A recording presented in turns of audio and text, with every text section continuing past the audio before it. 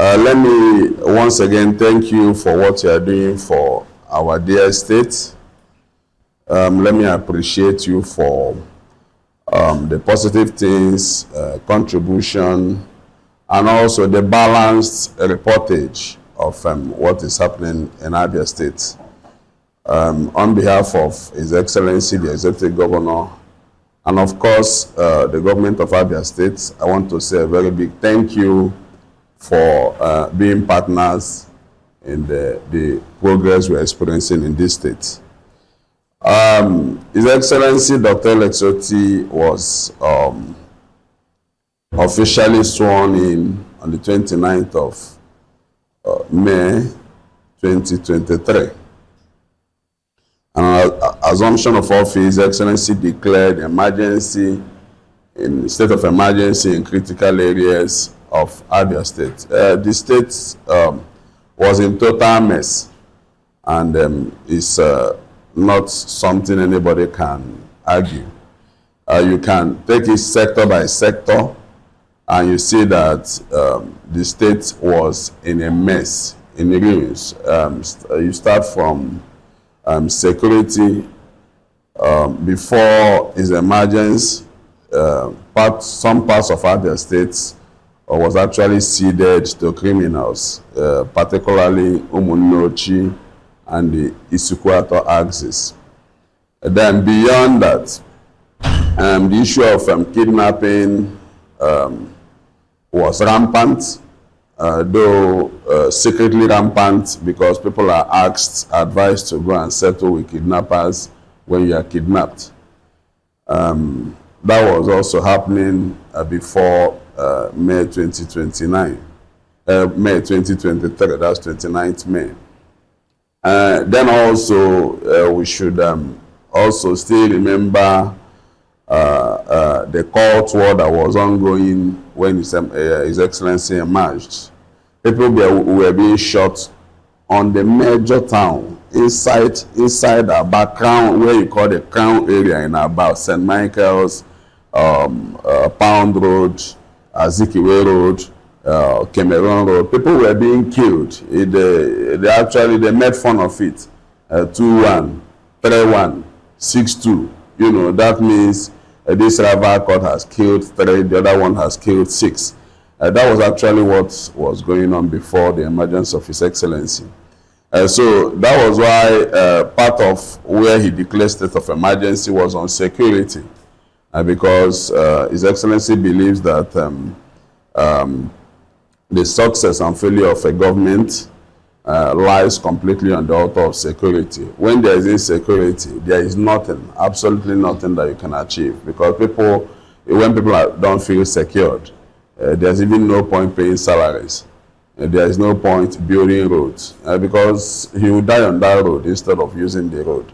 So His Excellency also declared state of emergency on education. It was in total ruin. It's not, when you hear the opposition noise, you know it's just mere noise. Because before now, public schools were completely, not only dead, they were sold out. I'm a product of Wakers Memorial Comprehensive Secondary School, Aba. It was sold out. That school, all sense, sold out. Secondary Technical, Girls High School, Azikiwe Primary School, name them. They were no longer, it's not about functioning. They were sold. They were converted to private estates, and most of them sold out to private individuals. I'm talking about, so they were in existence. It's not a question of they were not properly managed. At some point, they couldn't manage it. Then eventually, I think Theology said returning schools to original owners. And then that's government totally moving away from their responsibility. Then the next thing, they conspired with the so-called original owners and started selling off those the public schools. You can imagine where a state where public schools were sold. So anybody can continue to make noise, but this happened in Abia State. We have about 948 primary health care centers. None was functional. 22 general hospitals, none was functional. Teaching hospital was shut down. had no accreditation to train doctors anymore. This happened here. So most of all these people think Abians are people with hazy memory that they don't remember anymore. It happened here. 32 months ago, that was the scenario, that was the case in this state. Then go down to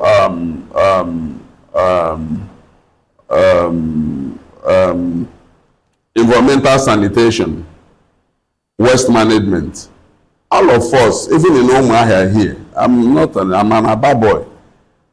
Aba was a major street filled up with garbage. Major street. It was, it became, we were so proud of being champions in being dirty. It's no longer, it wasn't used anymore. We were coming last, 36th.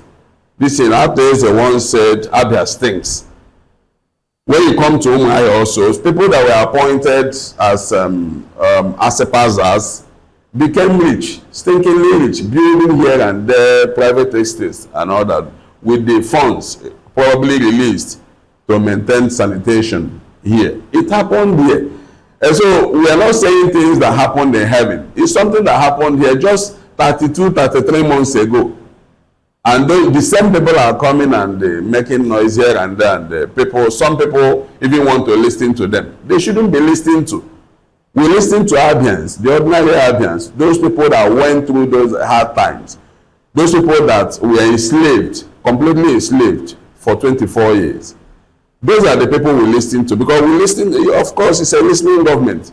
We also know that sometimes people could say things and complain to the government. People can also correct what the government is doing. It's not Dr. Alex Otti or his government. We don't claim that we're infallible. We can't claim that. And that's why, actually, I said it the other day, when I was appointed, he told me point blank, I don't run a government that lies. I run a government that says things the way they are. And because we can also make mistakes. And that when we make mistakes, we should admit it and correct ourselves. We are not all knowing. So these people, keep on talking and misinforming the people and twisting things around, and they're not even ashamed. They're not ashamed. Now they talk about the volume of money coming to the state, and they don't calculate the value of that money, the purchasing power of that money. You don't tell me when I gave an analogy the other day. I've got a building in Aba. It's my dad's this thing. That place, we're taking 3,000 naira per month, 36,000 naira per year. Their stores. So then during the Jonathan era, rice was, I think, 5,000 to 7,500 and all that. With 5,000, with 36,000, how many bags of rice you can buy. Now, we are taking 8,000 naira from that same shop.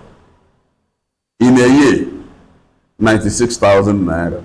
At some point, you can't even buy a bag of rice. But I'm receiving more money.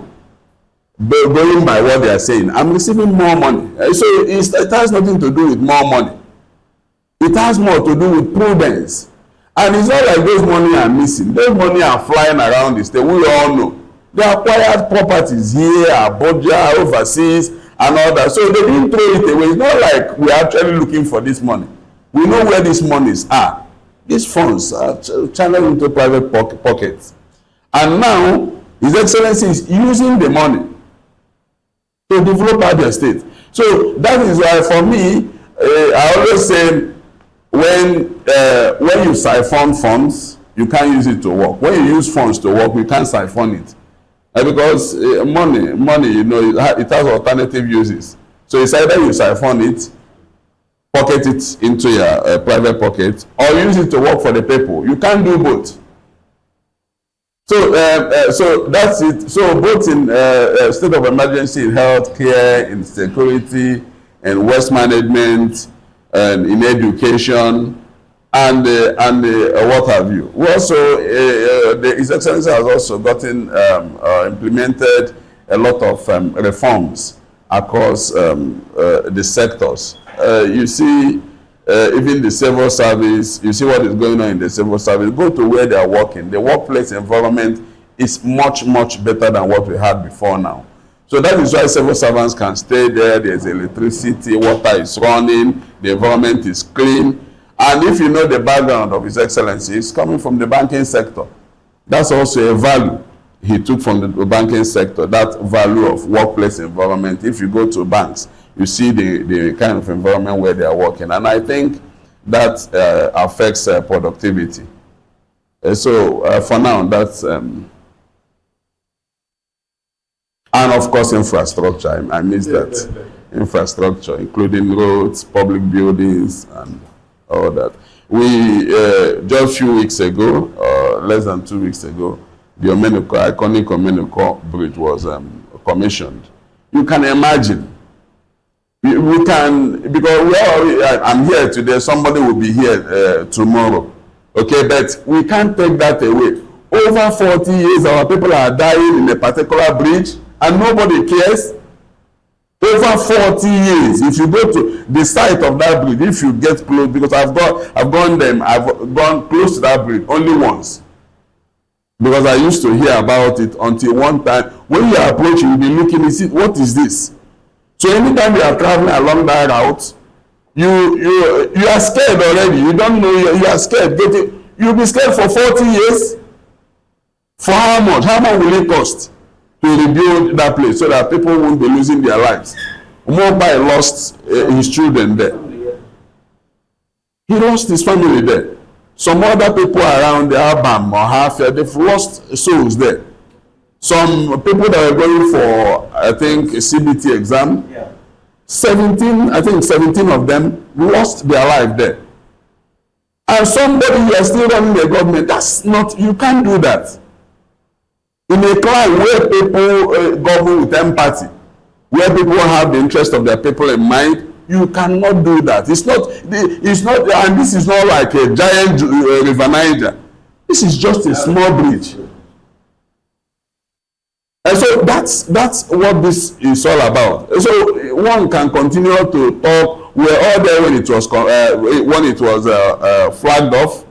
The groundbreaking was done last year. We all saw the bridge. You know, so many people were saying, yeah, the federal government has awarded it, they were building it, they were 50% or 70% completed, and all that. But you and I know it's all lies. Because we were there when this, nothing, completely nothing was happening there. Nothing. The bridge was just there and nothing. So it's a complete new bridge. You can go and see. These things are not, it's no longer, and the one thing with this government is that no billboards. Because that's the distinction, that's the difference between the last government or the former government and they were building projects on billboards. Because when you see all these projects, they'll be very beautiful on billboards, but on grounds, you don't see this. So we just flip it and now say, no, leave this billboard, build the project on ground. And that's why you see what is happening in Abia State today. So we can, somebody may not agree in certain policies of the government, but you must admit that something, that there is a development or improved development in the state. There's a lot of things going on here, things that people were actually expecting before now. Civil servants, I'm not saying they are earning the best of salaries, but I'm saying that little one that you can plan around it. You can say by this time you get it. Not somebody will owe you 1 month, 6 months, 1 year, 2 years. Even if you remember Abia Poli, they send them away to go and die. You are owing these people 2 years' salaries. You disengage them. You didn't pay them for the ones that you disengage them. That's death penalty. And those people just moved away without nothing, going away with nothing. Medical doctors the same way, 25 months. Professionals in your teaching hospital. Abia State University the same. College of Education, College of Education Technical Njoku, 36 months. It happened here. It's not so when the people continue to shout and shout and shout, so there was no money to pay salaries, no money to pay gratuity. They stopped paying gratuity since 2001. No money to pay gratuity, no money to pay pensioners. Okay, no money to build infrastructure, but there is a lot of money to become billionaires. People that have no means of livelihood, people that can't point at anything that they were doing before joining government. They became stinkingly rich. Owning properties, strategic places. We can point them. They are here. All of us know. Even when some people don't want to say, we know what they acquired. So if they had invested that money in payment of salary, in payment of pension, in payment in building infrastructure, with Dr. Alex Otti may not even be the champion that he is now, because it's just to continue from where they stopped. But Abia was a sad, it was a sad case before now. But like I said, I appreciate most of these radio and TV executives. Is also these things are happening here, so you can. It's not like the government is saying what you can't see. So that is why they pay attention now. Their attention is now SSG resign. Why did SSG went on the leave of absence? Why would he? Should that be a problem? That somebody employed by a government is leaving, or even is even relieved or sacked, or there is reshuffle, cabinet reshuffle. It is within the power of the governor to reshuffle, to remove, to replace. And when this happens now, they make a big issue out of it because they have nothing to talk about. They talk about non-issues. APC cancelled their congress because Alex Otti wants to join APC. Is that an issue? Joining political parties, is that an issue in Nigeria? It's never been an issue. There is no politician in Abia State that has not moved from one party to the other. So that is not the issue. The issue is governance. The issue is leadership. It doesn't really matter from Jesus' party or the other party. It doesn't matter. What matters is delivery. And once you are not delivering, even if you are in Jesus' party, you are not delivering. Jesus' party will not now make you when you don't deliver. Then because Jesus' name is on the party, then you are now delivering. That's not true. When you are delivering, people will see what you are doing. So, like I said, the people, for me, what is important for me is that those people that were happy yesteryears, those people that were happy in Abia State yesteryears, are sad now, are bitter, are frustrated. But those people that were sad yesteryears are happy. The people are happy. So it's just a change. It's just like when there is a marching and they say about turn, you go behind, and the people behind are in front. So the people are in front, leading the parade. Those other people that are behind, they can continue to complain. But Abia can never go back there. Nobody, after testing what is happening now, people have seen that government can actually work. So you can't come back to tell people in Abia State again that government cannot work. They can't take it. That is what is important. The dignity of Abia people has been restored. All right, thank you very much. It's when they have a good governor, it's what Senator Abadi, His Excellency, had to tackle before he left Akwa Ibom State, and which was he set up a base for maintenance culture.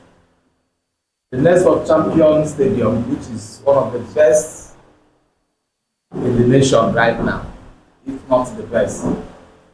There is a structure for maintenance. And this is why when you go there today, I was there during the Super Eagles game, when you go there today, you find out that the stadium is still standing as if it was built yesterday. So after some of this, the governor had deposited in some of the places in Abia. Is there going to be maintenance culture? Okay. Yeah. I drew up jocularly before the session started officially. That question was informed by the reaction of one of my cousins who stay in the US. Just one night, he sent me a video portraying that the governor had finally decided to go to APC. And he now said, what hope do Nigerians have? So I reacted immediately. I told him that even the Labour Party had reacted, saying that it was not true. So even when people continue to deny, government continues to deny, party continues to deny, the people are still skeptical as to the reality of that denial. As the Chief Press Secretary, who is very close to the governor, could you please use this opportunity to tell us exactly what you think is the position of the governor on the platform to run his re-election? I want to ask why all these bad governance happening in the past? Because from my knowledge of management is what we call check and balances. I don't know those people that are supposed to check this government against their bad governance. I don't know. Let me take this first. Number one, from Agoyan, maintenance culture. That's a major problem. You know, between 1979 and 1983, Sam Mbakwe was the governor of the old Imo State. Built iconic structures. Within 4 years, Sam Mbakwe was able to drive Imo State to a height that up till now nobody has been able to surpass. Now, maybe he didn't look at the issue of maintenance, and of course I'm just saying that you are right. And so now His Excellency, that's also part of leadership. When you look at why what is happening here, why is it happening? Why did this happen? Why did these people fail? Number one is, you know, it is good to build institutions. Institutions are more than important. The dominance of the United States of America in the global stage is they use the institution to dominate. World Bank, all those institutions that they control. That's what they are using to dominate the world. World Trade Organization, and so once you are not a member, your goods doesn't even come to the international market. So then dollar determines everything. So it's more of an institution.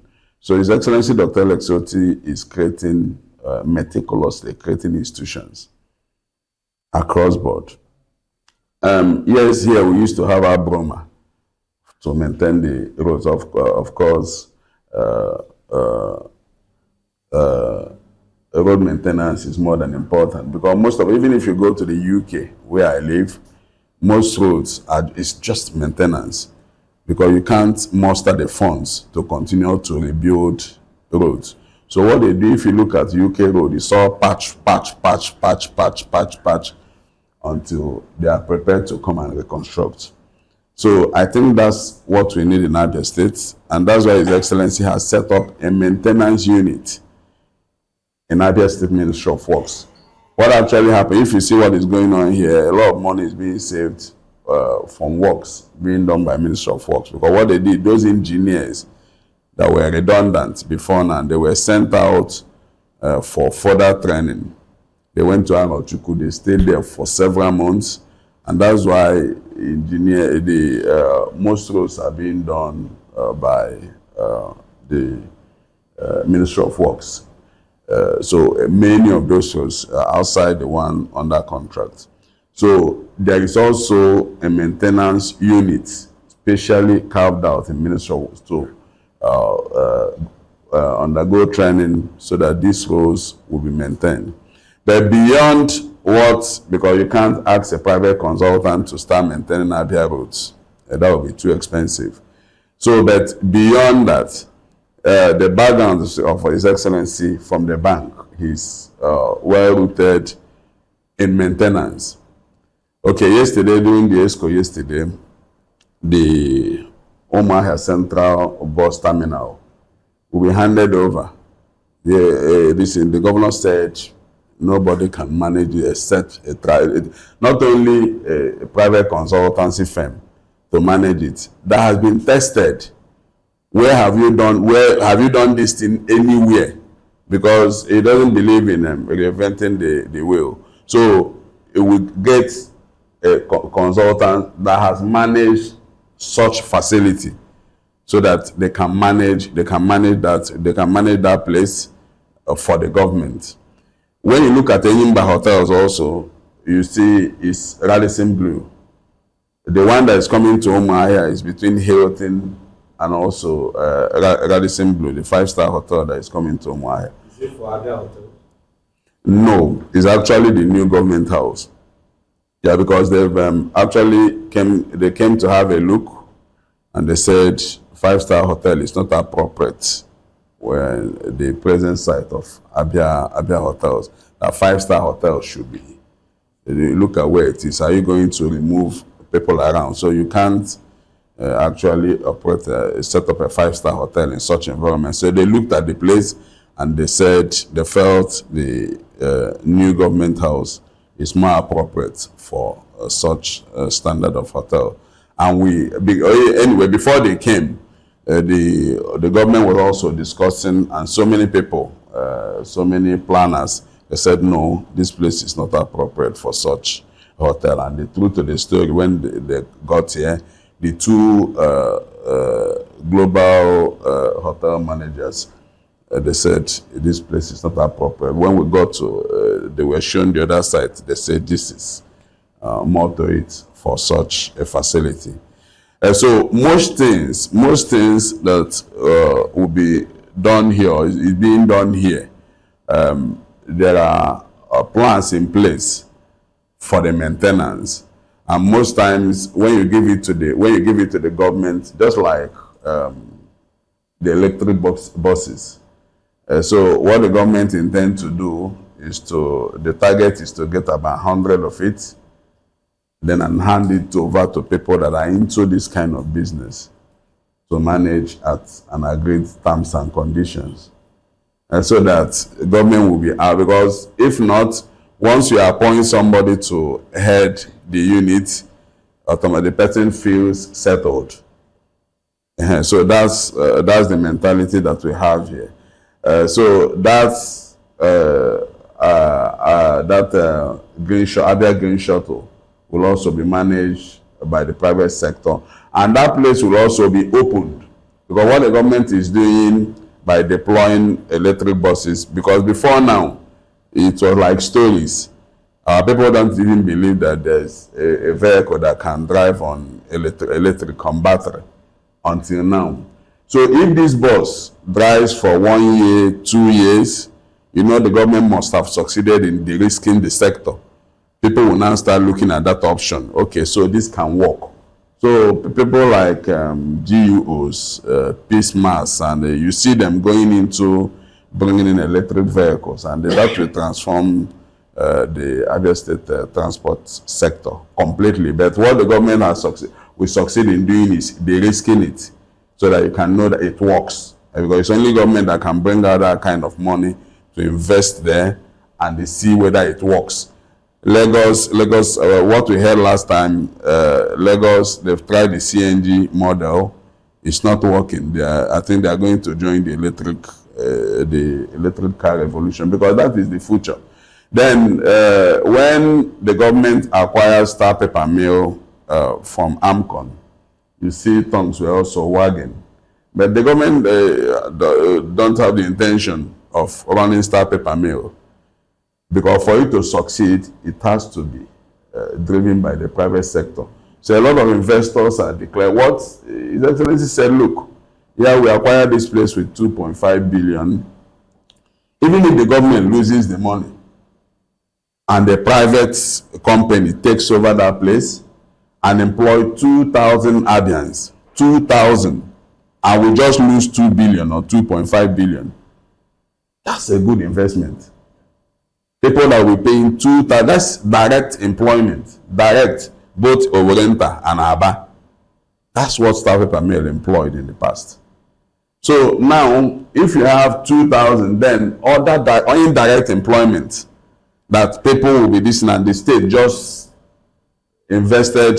You see, it's not like the state won't have a share, but the state will just have minimal share, allowing the private sector to run it. Just like Enyimba Hotel, the state will also have minimal share. Also Afro Beverages, and the state, they are also in talks with companies for Aba Textile Mill and International Glass Industries.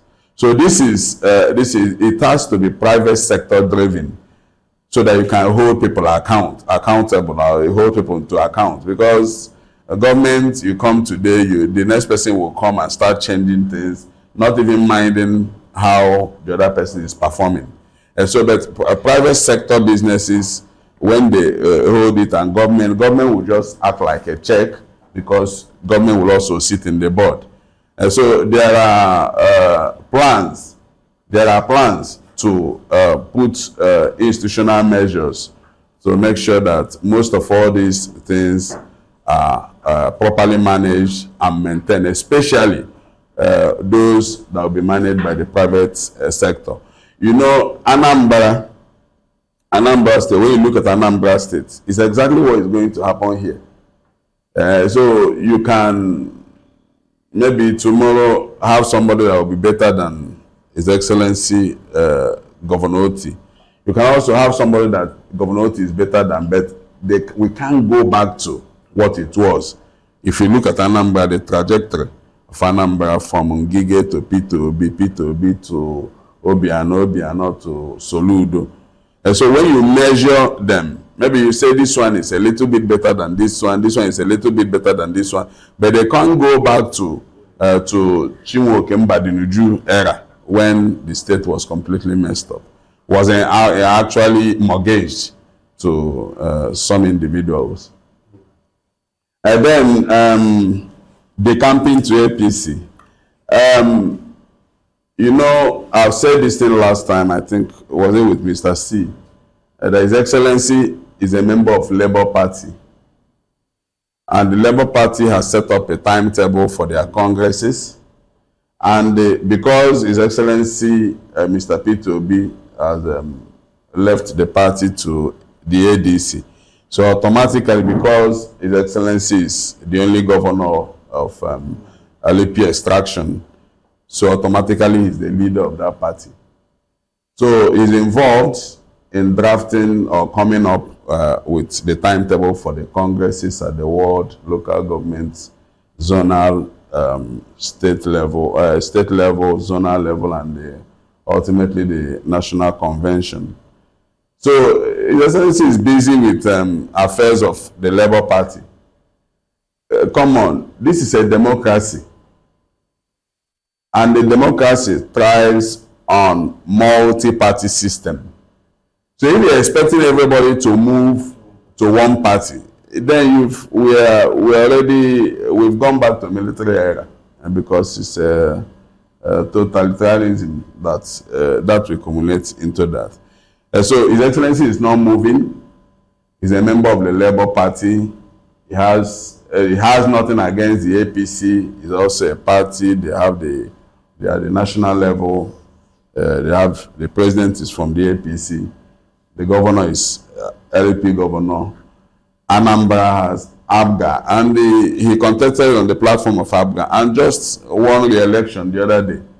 So I don't know why Abia. And if you see the people that are echoing this rumor, that are cooking up and echoing this rumor across all platforms, they are these same people. So you don't actually know what they want. They've called him, can you come over to our party? He said no. They've blackmailed him to set him up against the presidency, and he's not working. Then now, they now said APC took a decision to postpone the Abia State APC congresses. I think Abia and Adamawa. Then the next thing, is because Dr. Otti, Governor Otti, is coming to APC. Eventually, yesterday or 2 days ago, I was reading that they have their internal leadership crisis, and so they don't want to go into their primaries divided. So they want to see whether they can get united, but that's also what Abia State APC leadership ought to have done, to say no, our primaries or our congresses was cancelled for us to harmonize. It has nothing to do with Governor Otti coming over to APC. But like, straight to the answer, His Excellency is a member of Labour Party and is focused on the affairs of Labour Party and have nothing to do with APC. Before you answer the third question, just on this. Yes. You said the governor is of Labour now, and you mentioned Soludo. Are we going to have the Soludo formula, where Soludo was in Abga, came out publicly to say he's going to support the president in his presidential ambition?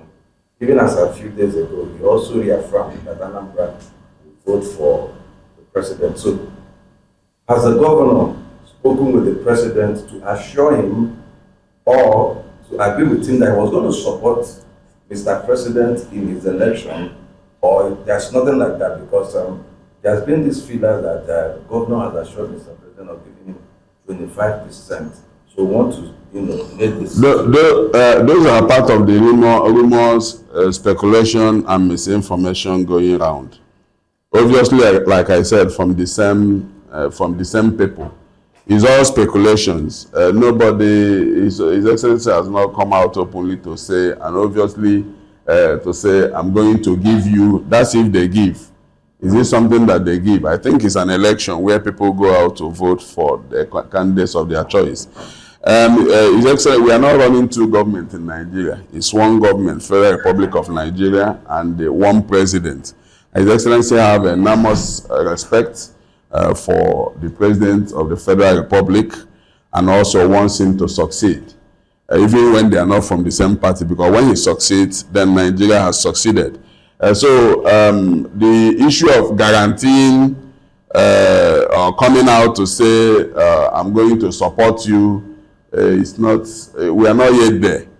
His Excellency is focused on the welfare of Abians, the good of Abia State, until when we get to the politicking era. Then you look at the options available. The president is there, it's obvious he will have automatic ticket from his party.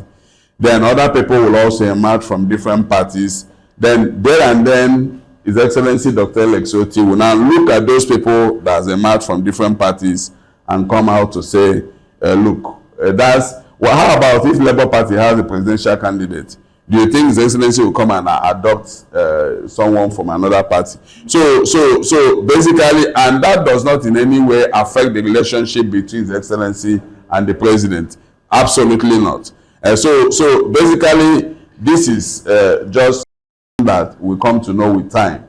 If you look at the field and see, okay, this person is the best for the country, then His Excellency will come out openly and say, look, I align myself here or there, and that's within his right to align with any candidate of his choice or any party of his choice. So, like I said, let's not preempt things. Let's not speculate or concoct rumors to say, yeah, he has done this, he has done that. Just a few months ago, I was hearing the governor had no access to the president. he can't even see the president. That was in the news, being carried around by former Commissioner for Finance, Obin Noriako. Yeah, the president cannot see the governor cannot see the president. He has been running around to have access to the president. The president is not giving him access. That is why they have him and his group have stopped the president from visiting Abia State. It was he said this is a victory for the opposition that he has led them. They stopped the president from visiting Abia State. Eventually, he came out again and said that His Excellency Dr. Otti went and stopped him from becoming federal commissioner. The same man that doesn't have access to the president stopping you from becoming federal commissioner. That's contradictory. But anyway, that's just that. But like I said, at the appointed time, all of us, including you, Gochuku, you take your stand. But you must have the options. At the moment, you don't even know. But the only person we are sure is the president, because nobody from APC will contest against him. But outside, Being careful. yes, He's being careful. obviously yes. The governor is looking at the field. The governor will look at the field and look at this candidate, this is this. Everybody is here. Who is best for the country, and he will make his decision. But in the event of Obi emerging and Tinubu, where would the governor go? He has said it. Yes, I was to say it. Yeah. No. I will also say. Okay, yes, I will also say it. I said when candidates emerge from different parties, that is now when His Excellency the Governor will now say, this is the candidate I will go with. Mind you, Obi is in ADC. His Excellency is in Labour Party. So how about Labour Party presidential candidates? So it's not the race is not restricted to the president or Obi, Atiku, Kwankwaso. You see people coming up. At the end of the day, we have several political parties, and most of them will field presidential candidates. And it's at that point that His Excellency the Governor will make his decision where we are going to. We didn't mention the issue of Apure and in this struggle, because I know that it's not yet to agree. If finally Apure, finally gets the soul of the party and all that, dear Governor, what would be his stand? Okay. Do you wish there is not yet Uhuru, or do you know? Because you say you know. But anyway, straight to the okay. That's this. Okay. Now that issue of Abure was settled last year. You know, sometimes I ask people, have you read that Supreme Court judgment? If you read that Supreme Court judgment, it settled that issue. The Supreme Court was emphatic in saying that Abure's tenure had expired. Okay? But let me also tell you, the Nana de Osman-led faction went to a high court, a federal high court, and won. Abure appealed to the appeal court and won. They overturned the decision of the lower court. Then Nana de Osman and the Darlington Wokocha senator went to Supreme Court. Go and look at that judgment again. The Supreme Court said that the appellant, that's the appellant, that's Nana de Osman. The application of the appellant succeeds. What was the application? That you went to court, and what they did is to squash the decision of the appeal court, upheld the decision of the trial court, that's the federal high court. So go and look at it again. The only thing is just, Nigeria now, just waste of time and the delay, which we can't say why INEC delayed in replacing the name when the judgment was before them. They waited for another high court to ask them before they now obeyed the decision of the Supreme Court. Let me tell you what will happen. They will lose in appeal court. They will be chastised in the Supreme Court. Abure will lose in appeal court and will be chastised seriously. May even be fined. Even the lawyer that is going back to the Supreme Court, because you already have their judgment. So you are just shuttling from one place to the other. When the last court of the land, because normally he should have appealed to God, I mean Abure, but INEC withheld the execution of that judgment until the High Court now ordered INEC to implement that judgment, which they have done. Then he now went back to appeal court. Then appeal court, it now ends in Supreme Court. It's all waste of time. We know that. But like I said, the Supreme Court judgment is there for all of us to go and read. Once you read it, you know Abure and his group are just in wasteful adventure. Okay. So that is why they've taken over the National Secretariat. They are planning. The party will just continue until the National Convention, which is also the right thing if you follow the trajectory. You can't go living world leaders, local government leaders, and you just go and do a national convention. So who are those people that came to elect you? This is not the way party politics is. It's not anything. You can't make something out of nothing. And so finally, checks and balances. You know, the problem with Nigeria is that over the years, people have been so impoverished down to certain institutions. They've been impoverished that they are no longer doing what they are supposed to do. And so you see what is happening, the Senate, Federal House of Rep, the judiciary. So most of all these institutions and organs have actually compromised their duties. Because when those institutions, if you remember 1999, how the Senate was so powerful under Chubu Okadibo and them. But these days, it's just, it just is worrisome. Okay, it is worrisome what is going on, and that is why, and also because people come to a public office to enrich themselves, and so because if those people that are there, insist on doing the right thing, and so most leaders can't be doing what they are doing, and so if proper checks and balances are put in place, what happened in Abia wouldn't have happened. But because those people impoverished or apply the carrot and stick approach, if you don't agree with me, I will remove you. I will mobilize people to remove you. Then if you work with me, you get Ghana must go from me. So that's why we are where we are today.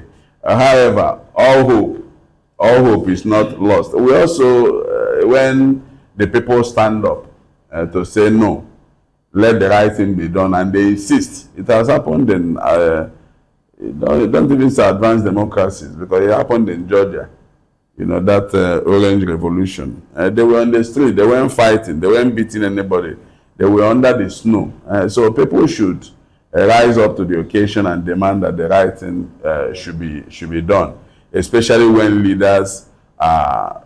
But you know, in the past, what they do, you see pension issue. The leadership during the last era were compromised with the government, and they weren't saying anything. No demonstration, no nothing, no. They weren't saying anything. They are just allowed half pension or less than half to be paid, maybe paid twice in a year. That's just for 2 months, leaving 10 months next year, thrice in a year, leaving 9 months, next 2 years, 2018, none, completely none was paid.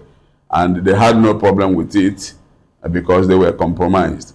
So when this government came and they now said, restore pension to full pension and it should be paid, and introduce a pension reform, introduce a pension reform backed by legislation. So you see what those people, they came back and start now to fight for the pensioners because they wanted His Excellency to also compromise, deal with them, and they ignore their members. And His Excellency said, no, I will deal with their members, sort out their issues than you. And from there, they now started denying agreement that they made, something that they signed, something that they participated in. So that is the institutions in Nigeria as all have all collapsed. So I think a lot of things should be done to reform the institutions so that we can have strong institutions against strong persons. Thank you for your responses. Sometime last week, the issue of... Let me start from the Nsulu Airport compensation. The Nsulu Airport, you know, is a federal government project. They actually plan to build an airstrip in Abia State because the federal government looked around and saw that Abia is one of the very few states without an airstrip. So when the Honorable Minister for Aviation met with His Excellency, and His Excellency raised a fundamental question: what is the difference between an airstrip and an airport? And the Honorable Minister said that the difference is in the runway. His Excellency now asks if the federal government can allow the states build a standard international runway while the federal government do the remaining, since runway is just the problem, the difference between both of them. So with that, the federal government agreed to partner with Abia State, still a federal government project. So land was acquired from those communities because His Excellency is an intentional leader. When the issue of the airport was a big issue, a lot of communities, Abia North, Umuahia, were asking, bring the airport to us. He would have easily taken the airport to somewhere. But you know, in Nigeria, so many airports are not viable. And if you build an airport, the location of an airport determines most times whether it will be viable or not. Abia is a strategic state, surrounded by the remaining 4 southeast states and the 2 south-south states. And so I think Abia is surrounded by either 6 or 7 states. 7 states, 3 south-south states, Rivers, Akwa Ibom, Cross River. Then with the 4 southeast states, that's 7. And so an airport here should be very viable. And the best location is around there. Why? Somebody from Owerri, you just join the highway and you are back to Owerri. Even somebody from Port Harcourt, once this road is completely dualized, to come from Port Harcourt to Abia Airport, Enugu, Aba, Umuahia, it's in the center. I'm from Abreba, so many of our people are outside. So if they are coming, it is just land here. Most of them don't even want to get back to Aba. You just land here and then off to Abreba. People from Umuahia land here. People from Aba land, you see. So it will be a viable airport more than so many. I think including the Samambakwe airport. It's not, you see, Samambakwe has not really been very successful, probably due to the location. You see where it's located. So with an Abia airport here, the traffic will be so much. So that's why, just to clear that so that nobody says, yeah, he just came to collect our land. So when the issue of the size of the land came up, His Excellency set up a committee to look at it, and eventually the land was reduced to just a little bit above 1,000 hectares. Okay. What His Excellency did is to start the payment of compensation in batches. So the first people that were paid, completely paid, are those people affected by the area the state is using for the runway. Those are the people that were completely paid. Then enumeration started on the total land space, where, because the federal government, I think, has appropriated funds for perimeter fencing around it. So before you can, because the people in the runway have been paid, so before you, the essential things, before you can do anything in somebody's land, you ought to have settled the issue of compensation. So runway, the people taken out. Then the total landmass, when perimeter fencing should start, then they must be paid. So the enumeration was done, and the process to pay them started. Then there were petitions that there are some people, which always happen, that doesn't have land there, people claiming more than what they have, and all that. So His Excellency set up a committee with the community leaders, led by a former member representing Abia North, Abia South Federal Constituency, Honorable Azubike, for them to look at the people. The government gave them all the people that submitted their name and their survey, to look at it and now see who owns what and who is not, who should not be paid compensation. So actually, the payment of the remaining compensation should start yesterday, but those places that were in contest, that has been put on hold by the government until the government ascertains who actually owns the place.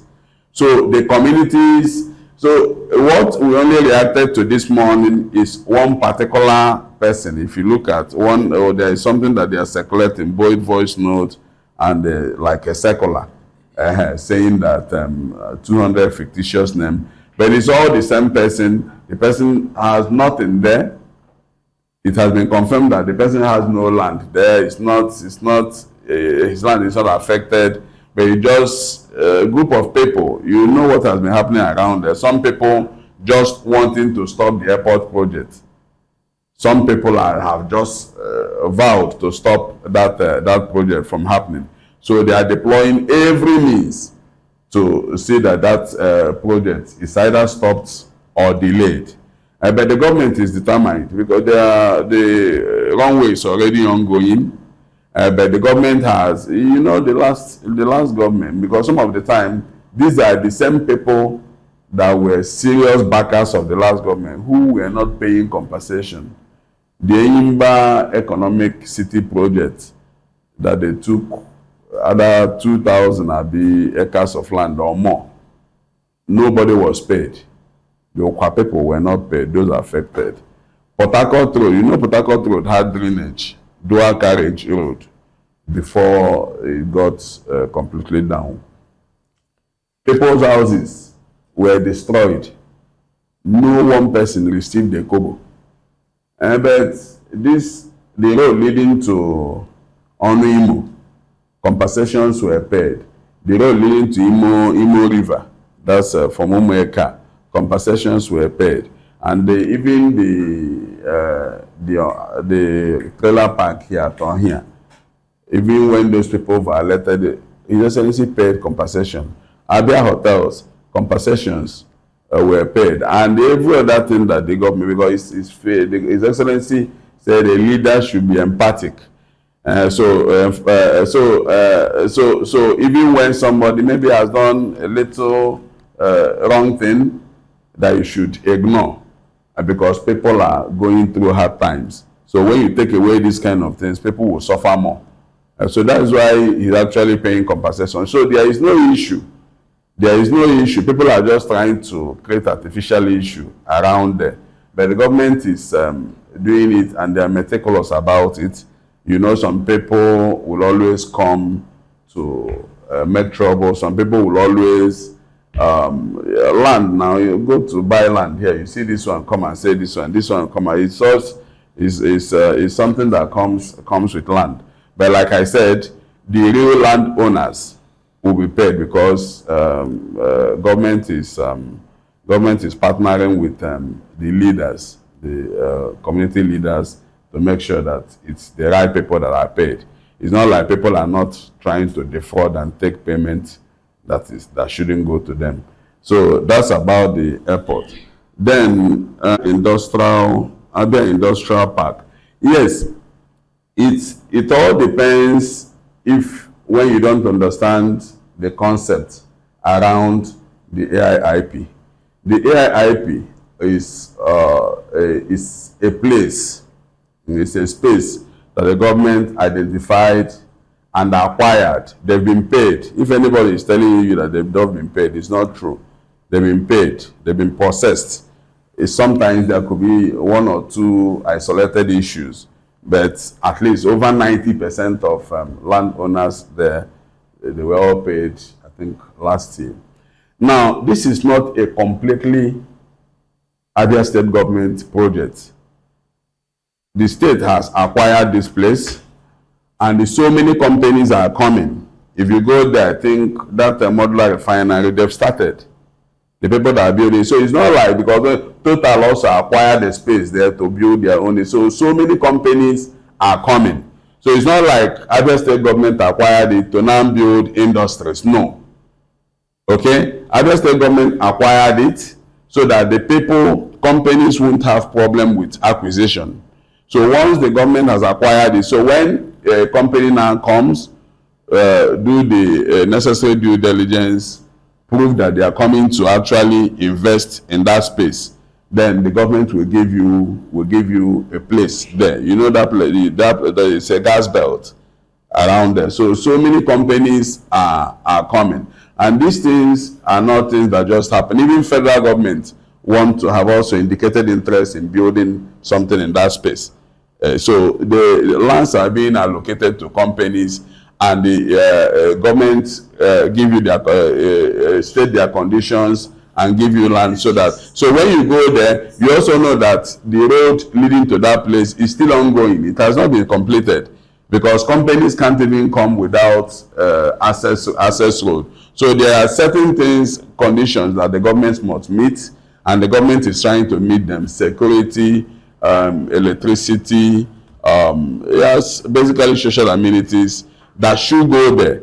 Then companies will now do. So it's a long-term project. But like I said, something is already happening there. You can go and verify. A company is building either 10,000 barrels per day modular refinery, and so many are still coming. But once you don't do your numbers well, once your proposal is not clear to His Excellency, using the office of the public-private partnership and investment promotion, once you get your papers right, then that's when the government will allocate the place. So the thing will outlive even His Excellency, because company will be moving in there gradually until that place is completely built up. Maybe not under him. Ekotekbene Road was flagged off late last year.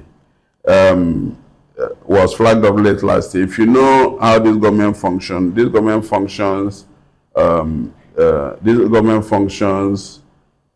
like project must have started. Like if you go to Imba Hotel, we don't flag up projects when the contractors are not. You don't see the contractors on ground. Maybe the Ekotekbene Road you are talking about, you are just thinking that they are starting from here. Let me tell you the way, it was a federal government project. They were building it was a federal government project. At some point, they stopped. So if you know where this project was flagged off, they were already doing a work there. A preliminary work was already ongoing. So that project is coming from here down to, because it also happened that they got to a place they would jump here, they got to a place they would jump here. So they are trying to connect all those places that they jumped before getting to where they have not done anything. Okay, and so maybe you are looking for, I drove through that road, I also saw that nothing is going on here, but I know that something is going on the other side. Something is going on. Something is going on around the Ukoha area, you know, because that time they flagged off. Those people were the construction company was there. And so I don't think, but if there is nothing going on there, when I leave this place, I will also make my inquiries and ask questions and probably call you to clarify why there is nothing going on there. Then the Abia Stadium project, Abia Stadium City project, it has not been flagged off. Abia Stadium City project has not been flagged off, but a place for it has been identified. So many companies are coming on that's because it's a concession. It's not just a stadium, it's a stadium city where it will be like a new city where everything will be around there. So you check your facts well. It has not been flagged off. We are still selecting investors, and once we have an investor, we are sure the numbers are okay, the proposal okay, numbers are okay, then they start something that His Excellency can flag off. If you know Enyimba Hotel Enyimba Hotel and Radisson Blue is something that, so sometimes you get to this in paperwork, and until it starts, it has not started. So that is why they insist that you must have presence there. When they now say the government should clear the place, fence for them to know this, and then, you know, People's Road was diverted from People's Road through gravel, then that place fenced. Then when Radisson Blue was okay, because you have to cross the T's and dot the I's for them to come in. So they have their workers there, they are already working. That's when a flag off will happen. So the stadium thing you talked about, a lot of people today do not know exactly where the stadium is sited. There's a space, the sample is still there, that's between Umuahia and Ben. There was this information that it's no longer there, that people said give out the land or even for organization. So where exactly this international stadium is? Okay, the location, as far as I'm concerned, as far as I know, till now, is still the location. What actually happened, you know, that Stadium City would have also, they also planned to have the entertainment village in that Stadium City in Umuahia here. But when last year during the commission of flag off of one project, when our actors, Abia born artists came, so they requested that it should be sited around Aba. So the Honorable Commissioner for Land was commissioned to get a place, because these are the people that are coming to manage that entertainment village. So because it was embedded in they said no. So this will now be around Osisioma. That entertainment village will now be around Osisioma. But outside that, the Stadium City is still there tentatively. It's only when work starts that you can actually know where that will happen. I don't know about the people saying that they can't leave their land.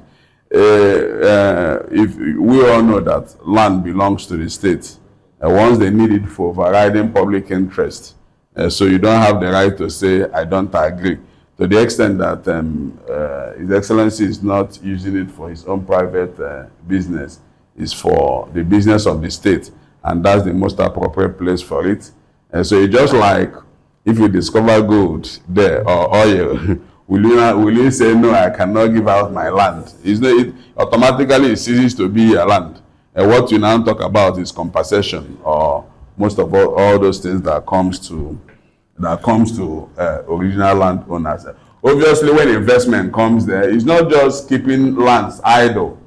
People just like keeping lands idle. It's not like they are farming on it. It's not like they are doing anything on it. But when you are very sure that they are bringing in investment into there that will absorb your kids, I don't know about Abia State University, but I'm very sure when they want to build the university there, when Ukoha Njoku wanted to take the university, some people would have objected that they don't want. But today, people of Utu have advantage. They are giving so many employment is specifically exclusively reserved for them, and so many of their people are also have first choice of refusal in certain employment opportunities. So NDDC project, what the state does is to His Excellency exploring his network of contacts to reach out to NDDC to come. You know, NDDC is not controlled by the state. So if there are NDDC projects that were abandoned in the past, the only thing we can do is to tell His Excellency name all those projects so that he can take advantage of his network of contacts to now say, please, this is in my state. Can you come and finish it up? And you know, most of the time it's a problem of funding. When the agency have no funds to fund most of their projects. And that is why some of their projects, His Excellency took them over.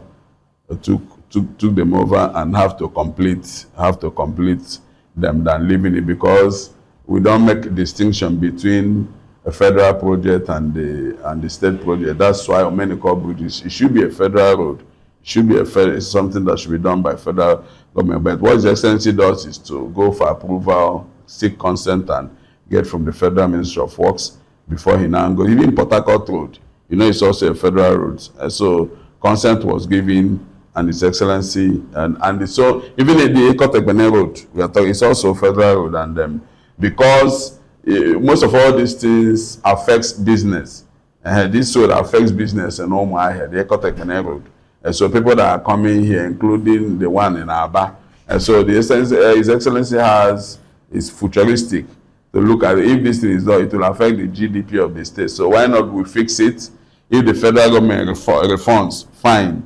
If they don't refund, at least our people are making use of the road. Okay, the other one is direct labor project. Yes, some projects are executed through contracts, some are also executed through direct labor. Like I told you, most of all those engineers were taken for sent for training and underwent rigorous training because they've been in Ministry of Works not doing anything. That's why when you ask many of them, they're the happiest people today, because this is the first time they are being allowed to practice the skill that they have. These are engineers, but they've been redundant in the ministry over the years. So now government is making use of them. Then they are doing the direct labor job. Most of the places, solid, good job, and it also saves money for the government. Obviously, there might be mistakes, one or two places. Once you identify it, it's not like it's only direct labor. You see, Ferrotes that did Isukwuato to Abreba, they are building drainages now because they discovered that some places without drainage, that place will fail. So that does not make it a bad job. You can also do a job, even Julius Berger. You know, they come back to repair, effect certain changes.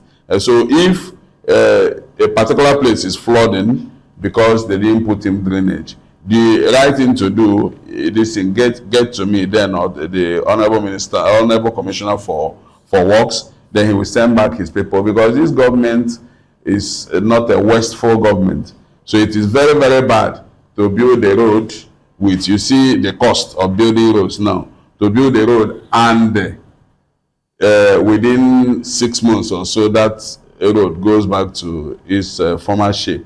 So that is why we call on people to say, if you see something, say something. Don't keep quiet, because sometimes you also send these engineers, they will go and do a bad job. So once you call the attention of the Honorable Commissioner for Works, then he will send back people to go and look at it. And if there are things that could be done to get it fixed, it will be fixed, because government don't have that money to continue to waste. And finally, is on cost of building roads. Yeah, cost of project. Who asked that question? Samson says conspiracy. You see, most, because when you say non-disclosure, you also see. I wouldn't want to ask it as a question, but we all know when the cost of Port Harcourt Road was announced. Samson, are you listening? Yes, sir. The cost of Port Harcourt Road was announced, and instead of focusing on the road, or focusing on the improved infrastructure, then the whole state, this thing, nobody wants to, they don't want people to appreciate what is being done. They now want to divert attention and start talking about how much it is. But let me tell you, of every project that this government is doing, the process is legitimate, it's legal. There is a legal process. Because when you look at procurement, generally procurement, you could do open tender procurement.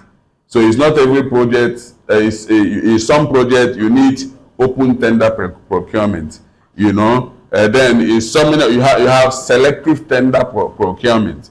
In certain kind of project, you have selective, and the other one, negotiated tender procurement. So, like Port Harcourt Road, it was more of selective tender because you already know, look at the nature of this road, which company has the capacity to do this job and deliver it and deliver what you want.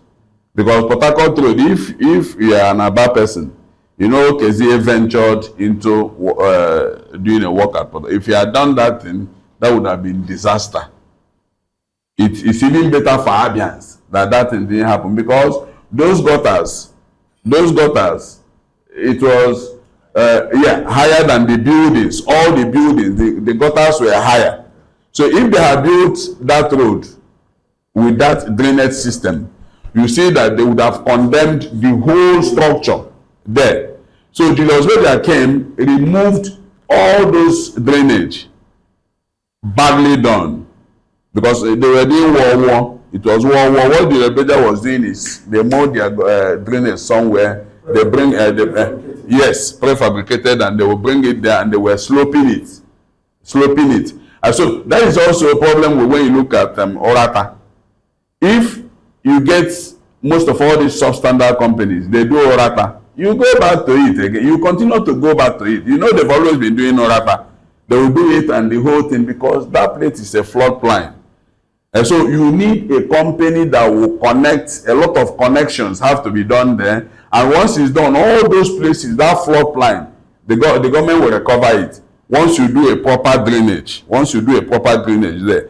And you know, Julius Berger, when they were hired, they have to use their satellite, they have to look at the movement of the flood, they have to, a lot of things have to, before they will now come on ground. It's not just something, it's not a company that just, so that's what Port Harcourt, it was so bad that this is, so like I said, it was a selective tender. Then the other ones are, and they pass through processes, you know, approval processes, F&GPC, before it comes to Ministerial Tender Board, then it comes to F&GPC, before it comes to the ESCO for final approval. And so most of those things we know.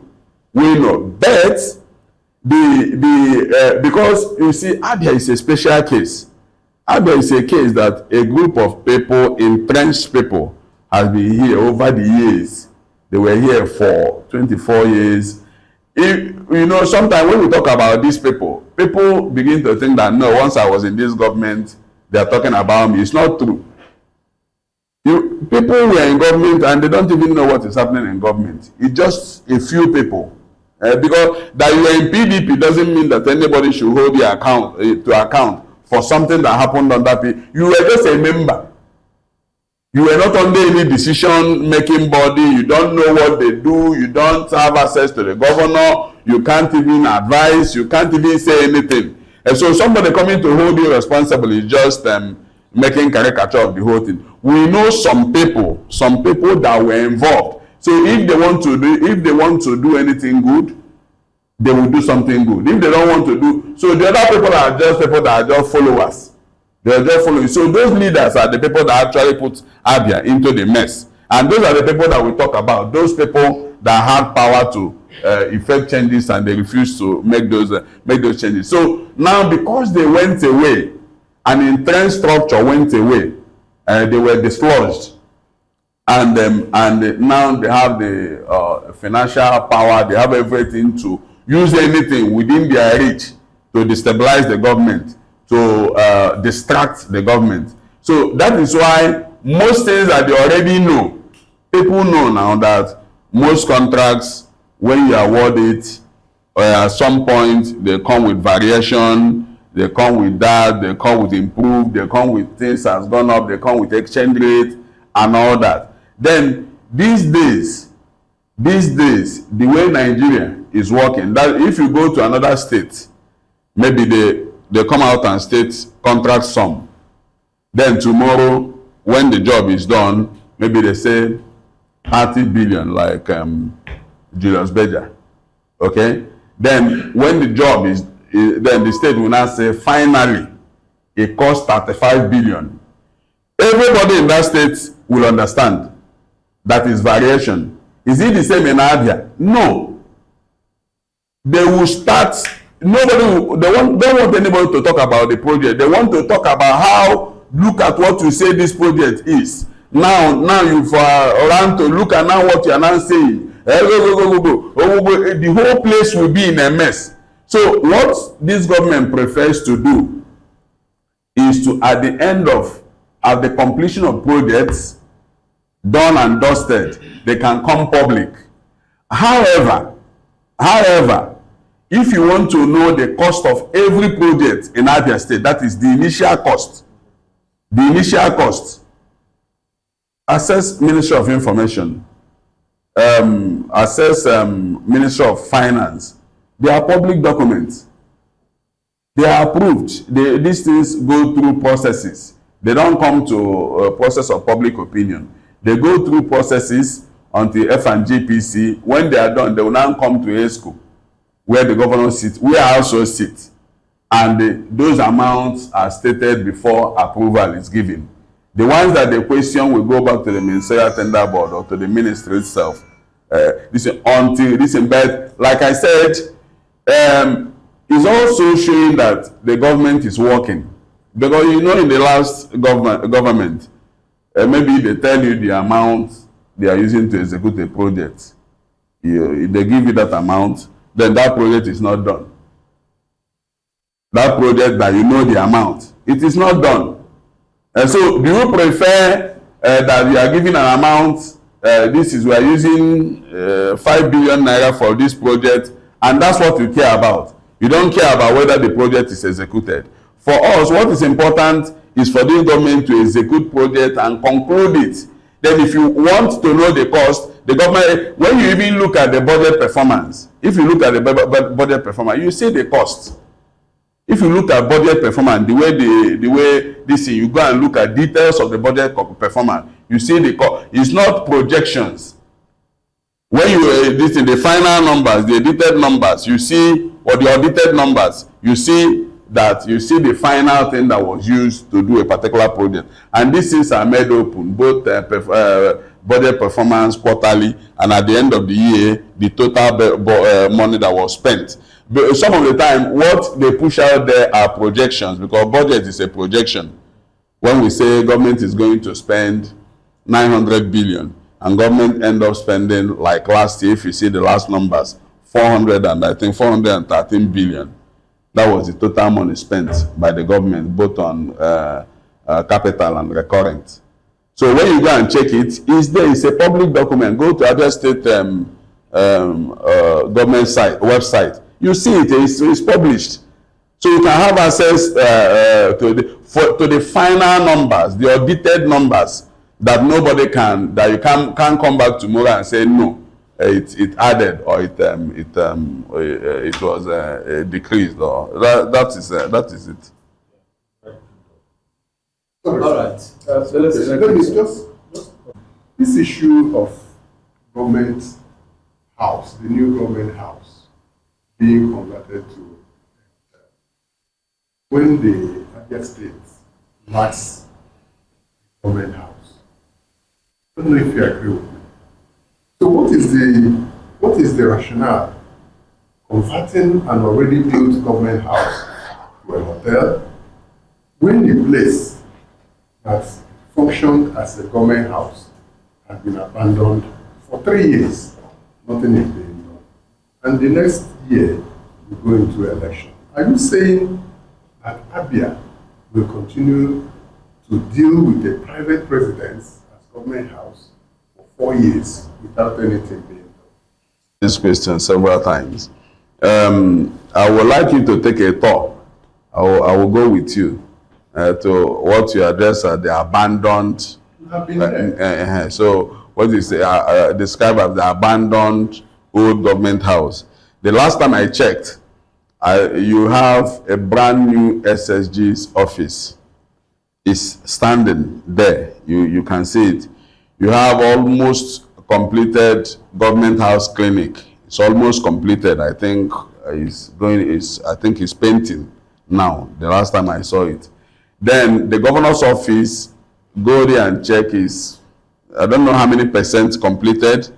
The governor's office inside the government house, the old abandoned government house. Then you also go down, you see the governor's residence.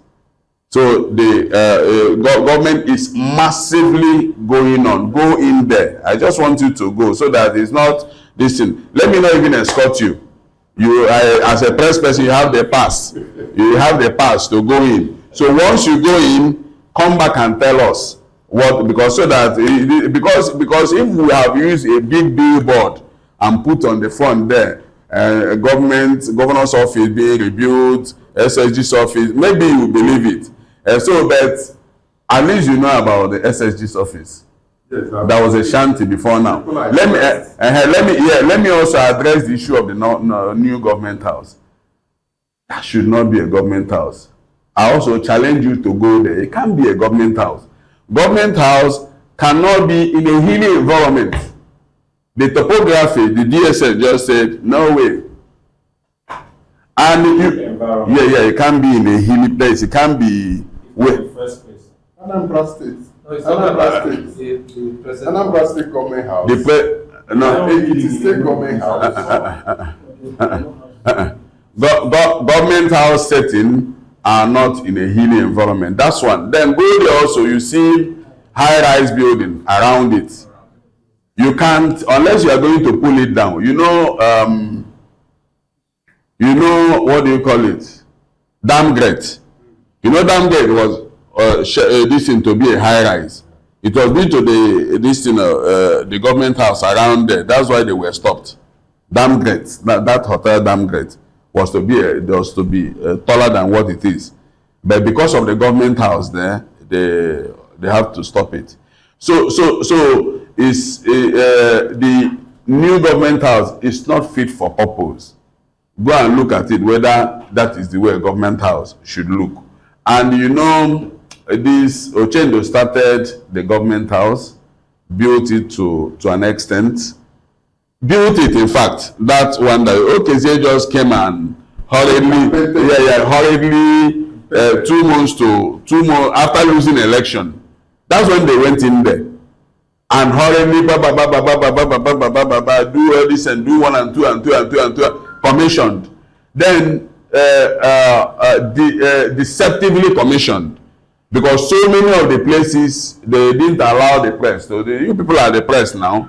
They just came in and they do bubuya. When you say you want to go up, they shut everybody out. And so then His Excellency Dr. Otti, why would I doubt you? Why would I doubt you that you built and commissioned the new government house? So that was not part of his priorities. He didn't put government house as a priority. Just like you, making you're a father in the house. You've made your plans on what your priorities are, what you are coming to deal with. Then you just come in, wow, this thing that you thought is done is not done. You know, it will take you time to adjust. It will take you some time to adjust. And since you have, because yes, it's also good that we're discussing about this. Most of the time, I always say, at least that is Abia's problem now. Abia's problem is no longer children are not, public schools have been sold off, general hospitals are not, the teaching hospital workers are being owned. These are, at least we have left that one. That one is now where the governor lives. That's a major problem now. But okay? The deputy governor is living there. Yes. Deputy governor. Why would he be in that place?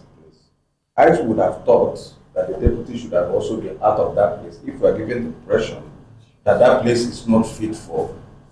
Okay.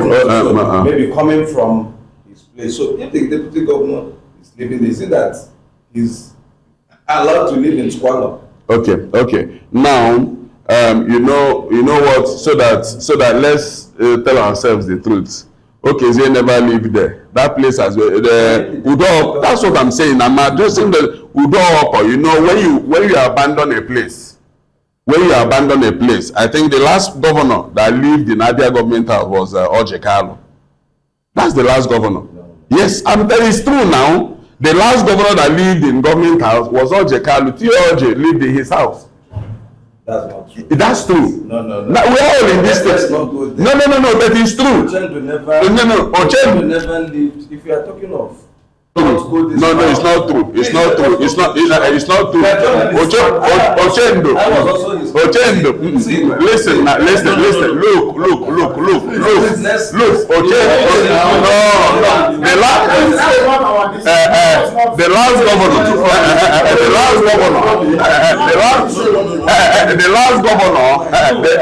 last governor that lived in that government house was Ojekalo. Ochendu couldn't have lived there. Even if you go and look at that place, Ochendu can't live there. I mean living. I'm not talking about operating from the governor's office there. But living there, Ochendu wasn't living there. You and I know that he wasn't living there.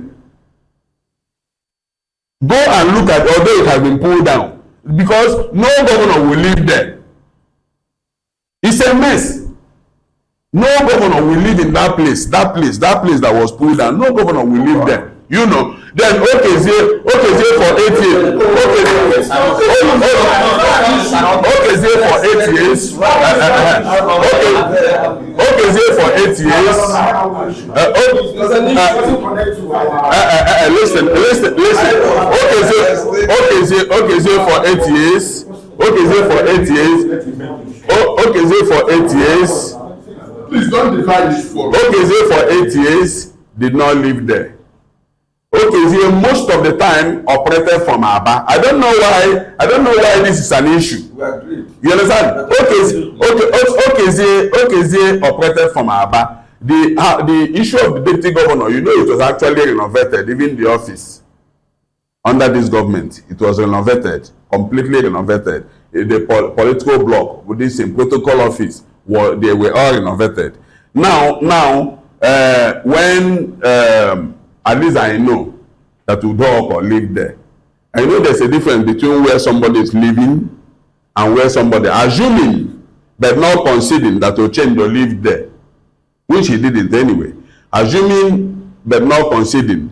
So that Okezie left it for 8 years.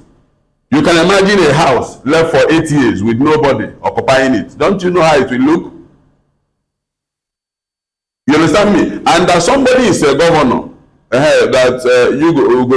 Somebody is a governor, like you now, you live in a comfortable place. I've been to your place. So because you are now, somebody appointed you somewhere, you now take you to Abreba, one hut. That is a place you have transited to a better place. Even if you started from such place, but you've gone to live in a better place. You know, going back to such a place. All of us here knows the person that is the governor, His Excellency Dr. Otti. You know where he lives. You know the background he's coming from. So do you expect him to go and live there? There's no way he can live there. So just because he's a governor, so he now go and live in squalor. So that what is important is that he is doing the job. Where he's operating from. But like I said, he is rebuilding the government, the government house, and gradually, because it wasn't a priority. So that is why he's taking it. Yes, and there you may just be thinking, of Street.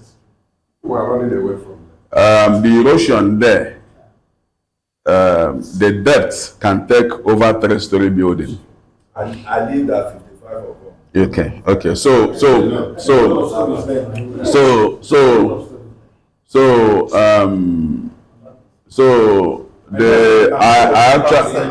the house there. I was always coming to say, please help us to protect my building on that support.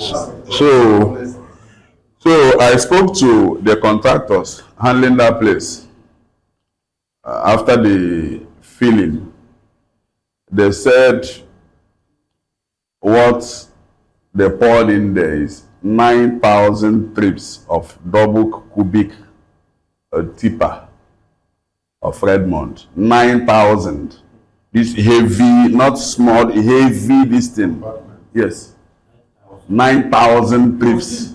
Long. Yes. And long, yes. 9,000 trips. It's in fact, it's a wonder. It's something that so many people will see. Yeah, you just run away. Okay. So what the government also did there was identifying what the problem was. You know, that place at some point, either federal government did it at some point, but they didn't do it well. So what His Excellency did is to those adjoining streets. I wish you people will come here. Put in drainage. About 7 adjoining streets, both Njoku, Dear John, and this is about 7 streets that this and is still working on some of them.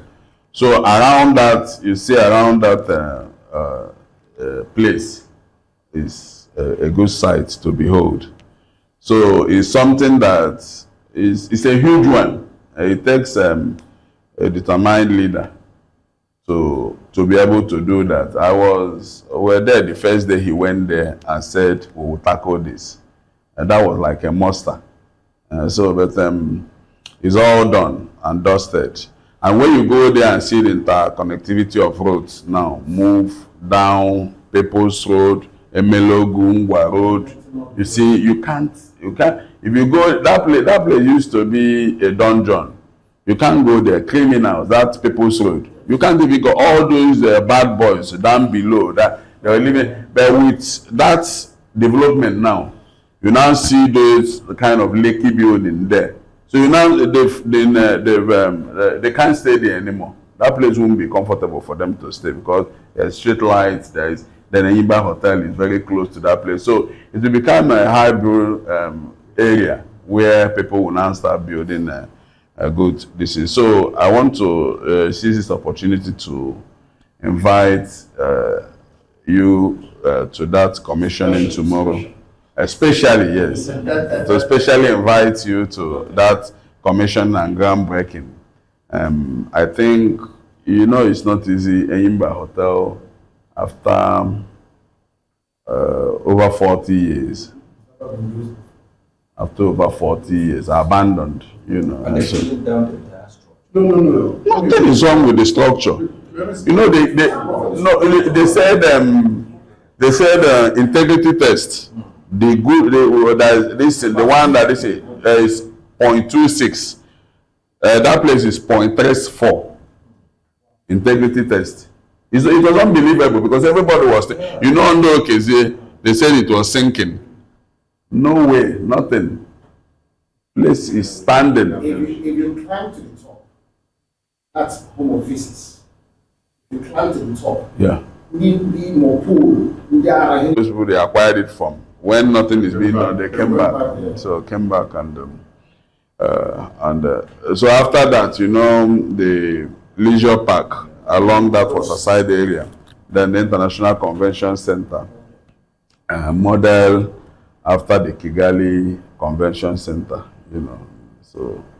So that is that, and I really appreciate what all of us are doing, especially you people in the media space, that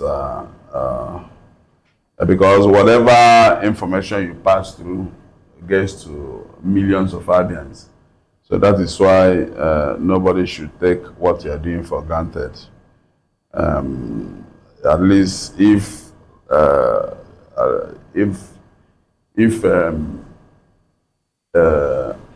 former governor George was scarcely living in the government house, okay, they never lived there. So I don't.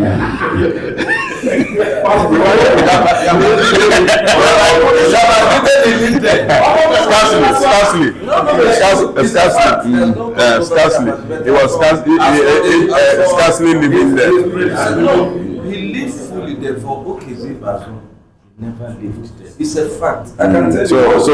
So the whole thing, why is becoming annoying? Why is annoying is that the people carrying all this go to government house were part of this administration. They never asked him to go to government house and leave. They never asked him to operate from Umuahia. He operated from Aba. If he has big visitors, he take them to Umuahia.